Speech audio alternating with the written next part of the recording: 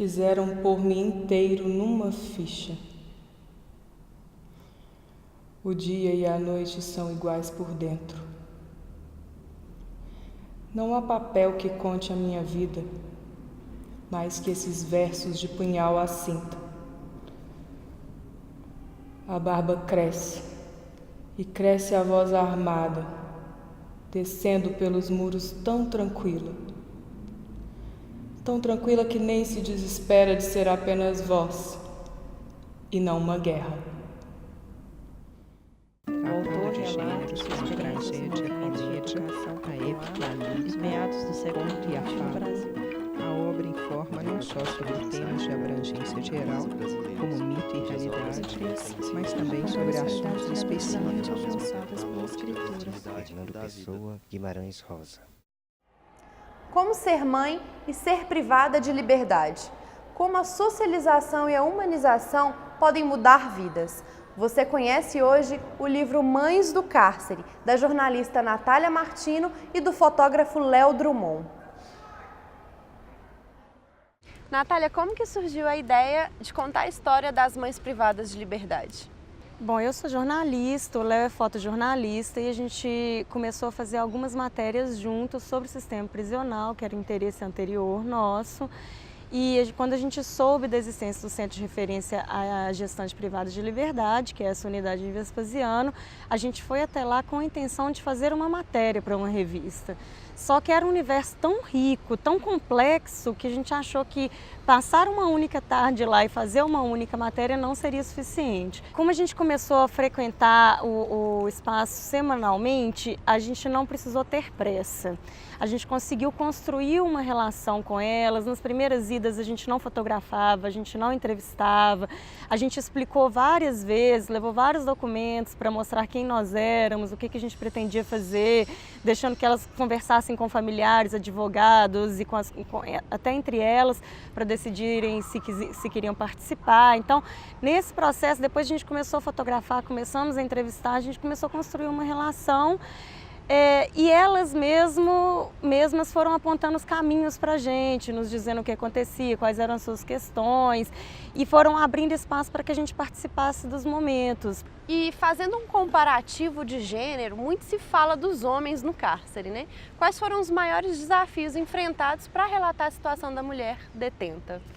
Eu acho que o fato de a gente falar de uma unidade carcerária que tem crianças e que tem grávidas já mostra de forma muito evidente as especificidades da realidade da mulher presa. O nosso sistema carcerário ele foi construído para homens, ele é feito para homens. A maioria das unidades femininas são adaptações de antigos presídios masculinos. Então, tanto em relação a espaços, quanto em relação à estrutura e à oferta de serviços, por exemplo, médicos, às vezes é difícil ter acesso a ginecologista, a pré-natal, a objetos de higiene pessoal que são específicos das mulheres, como absorventes, etc. Isso tudo é muitas vezes negado a elas e é uma realidade muito complexa porque envolve outras pessoas. E as fotos ficaram maravilhosas. Como que se deu essa construção fotográfica, né? Porque relata assim o dia a dia das detentas com os filhos. Exatamente por a gente ter chegado de forma muito lenta e a gente ter permanecido muito tempo com elas e construído essa relação, depois de um tempo elas já tinham uma familiaridade com a gente e com a câmera fotográfica. Inclusive as crianças que no início não entendiam muito bem, depois queriam brincar com a câmera, etc. A gente usou algumas estratégias, por exemplo, chegou um momento que a gente percebeu que aquelas crianças viviam dentro daquela unidade carcerária durante um ano, muitas vezes sem ter nenhuma foto. Então, a gente ia 4 vezes ao mês, de forma geral, e uma dessas vezes a gente separava apenas para tirar foto para dar de presente para as mães. Natália, eu queria agradecer muito a sua participação, vocês estão de parabéns, o livro é maravilhoso. Muito obrigada mesmo pela sua participação. Agradecemos pelo interesse. Obrigada.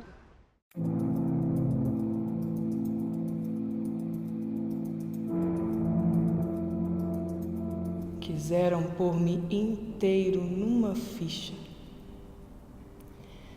Não há papel que conte a minha vida mais que esses versos. Essa mão estendida por sobre os muros só de medo e pedra. Quando saíres, amigo, não me esqueças.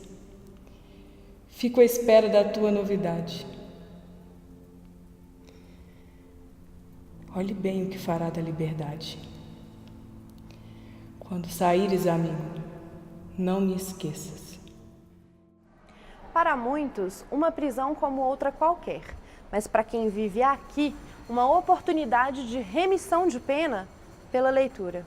O projeto surgiu inicialmente de uma demanda das apenadas que têm muito interesse por leitura, pelo menos aqui no público que a gente atende. E é uma iniciativa relativamente nova, que partiu do CNJ, né, através do CNJ, e por ser nova, todo o caminho teve que ser construído. Tudo que nós trilhamos até hoje, o que nós vamos trilhar, foi uma construção. Hoje nós temos 25 pessoas privadas de liberdade participando do projeto.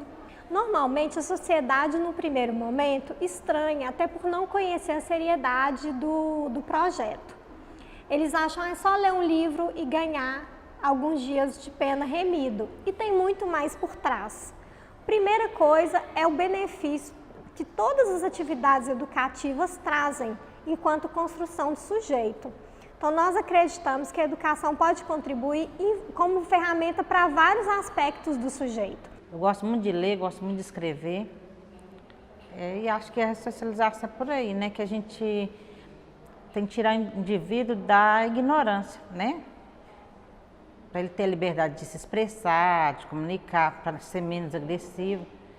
Eu acho que é mais ou menos por aí, desde quando as pessoas acreditam na gente, na ressocialização, né? A leitura aqui, eu vou dizer que pela unidade, ela influencia muito as práticas sociais, principalmente porque a gente tem uma biblioteca com um acervo muito grande. E com uma rotatividade de empréstimos muito grandes, a gente tem cerca de 600, 700 empréstimos por mês de livros. Então elas têm uma relação de muita ligação com o livro, muito mais talvez do que alguém que esteja lá fora. Porque o livro aqui é uma ferramenta importantíssima de lazer, de cultura e de informação. Lá, às vezes, lá fora a gente tem computador, tem internet, tem outras formas de consulta e o livro a gente talvez não dê mais tanto valor quanto aqui no ambiente de privação de liberdade. Bom, eu sempre gostei de ler e foi só mais um incentivo para a leitura mesmo. O que eu mais gosto de ler é livros de autoajuda. Para o projeto de remissão de pena pela leitura, a doação, nós trabalhamos em cada ciclo com 30 exemplares, porque a gente tem que atender tanto as participantes, que são 25, quanto a comissão que avalia as resenhas, que é composta de 5 pessoas. Então a gente trabalha com o número 30, que também, de 30 exemplares de cada obra, que também é o número da recomendação do CNJ.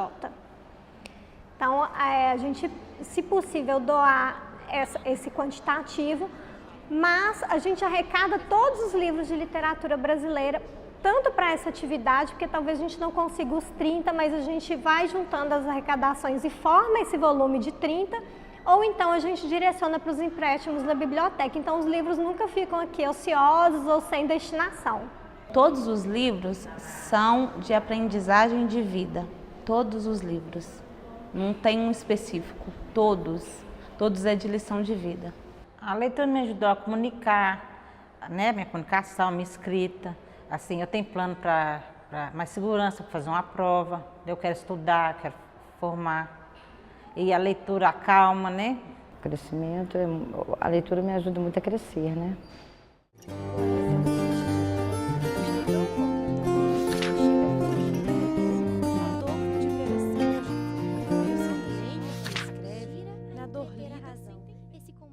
Memórias do Cárcere são, no caso da minha edição, 2 volumes, né?